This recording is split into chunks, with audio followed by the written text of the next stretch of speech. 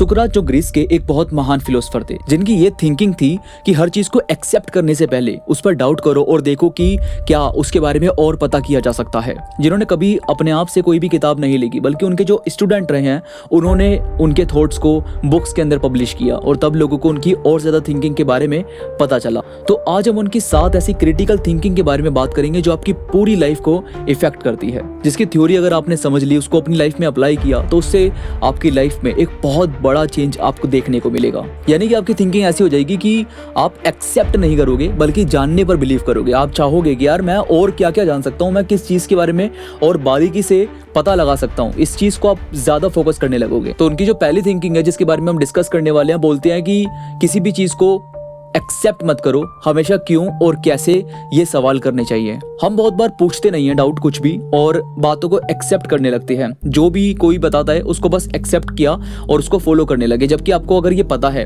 कि वो क्यों बताया जा रहा है या फिर कैसे वो चीजें की जानी है, तो उससे आपको काफी ज्यादा सीखने को मिलता है और फिर आप बहुत ही ज्यादा क्यूरियोसिटी रखने वाले इंसान बनते हैं। और यही इंसान ऐसा होता है जिसको काफी सारी चीजों के बारे में पता होता है।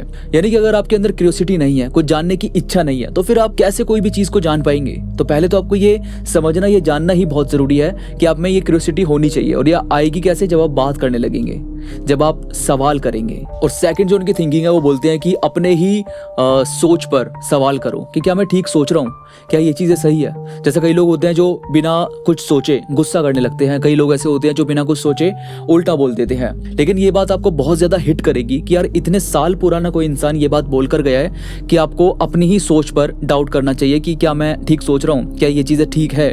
यानी कि जब आप ये चीजें करना स्टार्ट करते हैं तो आप सही निर्णय ले पाते हैं, सही फैसलों पर आप काम कर पाते हैं। क्योंकि अगर आप अपने ऊपर डाउट कर रहे हैं तो जाहिर सी बात है कि आप सच सुनना चाहते हैं, आप सही निर्णय लेना चाहते हैं। और यही बात एक बार सुकरात ने भी कही थी कि मैं ये नहीं जानता कि मैं बहुत कुछ जानता हूँ, बल्कि ये मैं जानता हूं कि मैं काफी कुछ नहीं जानता।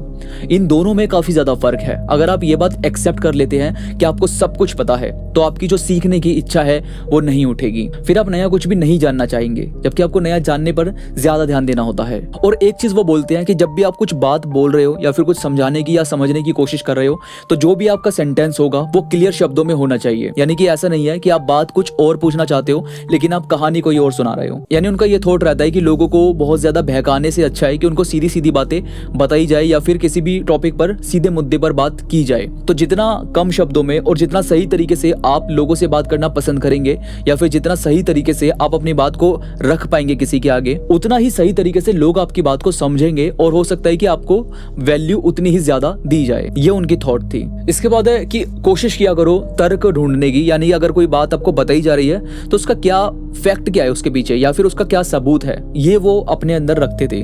मतलब अगर कोई चीज आपको समझाई जा रही है तो उसका जो मूल तत्व है, जहां से वो बेसिस उठ रही है, जहां से वो बात आई है निकल के, उसके बेसिस को जानना बेहद जरूरी है। उनका ये थॉट था कि अगर यार आपको कोई बात बता रहा है कि यार ऐसे उसने ये कर दिया था, उसने ये कर दिया, तो जहां पर भी कोई बात हुई है तो उसका मूल बेस क्या है, मतलब उसका क्या सबूत है, उसको कैसे हम फैक्ट मान सकते हैं, इस पर आपको फोकस करना चाहिए। ये बात आप इस तरीके से भी समझ सकते हैं कि अगर आपका कोई बेस्ट फ्रेंड है, उसने आपको कोई बात बताई किसी दूसरे फ्रेंड को लेकर, तो यहाँ पर आपको अपनी बेस्ट फ्रेंड की बात ज्यादा सही लगेगी। क्यों? क्योंकि आपको वो अच्छे से जानता है, आप उसको अच्छे से जानते हैं और आप दोनों आपस में काफी ज्यादा टाइम तक रहते हैं। लेकिन वहीं पर अगर दूसरे वाला पर्सन भी अपनी बात आपको बताता है तो आप बहुत अच्छे से समझ पाएंगे इन दोनों में कौन सही है और कौन गलत है। यानी कि हर चीज का सबूत ले लेना या फिर दोनों एंगल से देखना ये बहुत जरूरी है। इसके बाद वो बताते हैं कि अगर आपको कोई दूसरा अपने एंगल से, पॉइंट ऑफ व्यू से कुछ समझाने की कोशिश कर रहा है तो ऐसा मत करो कि आप उसको डिनाई कर दो। आपको हमेशा वो बात सुन लेनी चाहिए जो सामने वाला आपको बताने की कोशिश कर रहा है। क्योंकि कई बार ऐसा होता है कि आपको उस वाले एंगल के बारे में पता ही नहीं होता या फिर आपका ध्यान उस पर नहीं गया होता, लेकिन किसी और का पॉइंट ऑफ व्यू आपको वो वाला एंगल दिखाने में मदद करता है।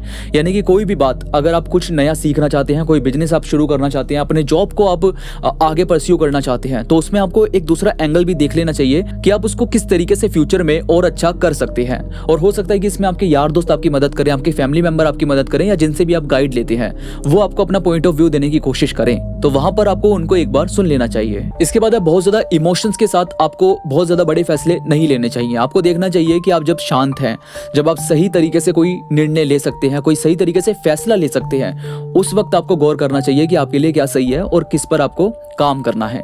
ये नहीं कि आपने इमोशन में कोई भी फैसला ले लिया और बाद में आप ये सोच रहे हैं कि मेरे को ये तो नहीं करना है या फिर मैं ये काम नहीं कर सकता। ऐसा बहुत लोग करते हैं जब वो अपना करियर स्विच करना चाहते हैं या कुछ और काम करना चाहते हैं, लाइफ में कुछ भी वो लाइफ में करना चाहते हैं, उसमें ज़रूर उनको ये डाउट आता है। मतलब वो इमोशन में कोई फैसला ले लेते हैं और बाद में उनको ऐसा लगता है कि हमें शायद वो फैसला नहीं लेना था या फिर वो बदलना चाहते हैं। तो आपको ठंडे दिमाग से सही तरीके से सोचकर कोई भी फैसला लेना चाहिए और उसके बाद एक्ट करना चाहिए।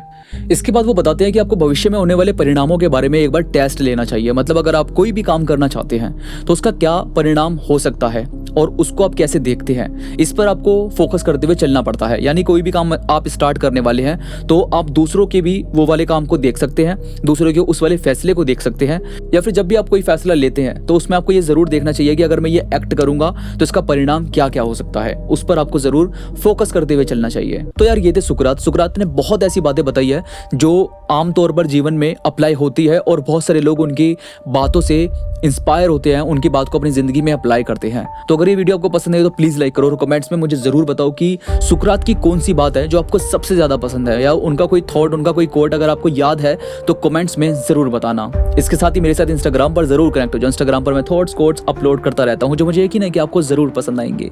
इंस्टाग्राम का लिंक नीचे डिस्क्रिप्शन में मौजूद है, तो प्लीज क्लिक करो और कनेक्ट हो जाओ। तो अभी के लिए बस इतना ही, मैं मिलूंगा आपसे नई वीडियो के साथ, तब तक के लिए धन्यवाद।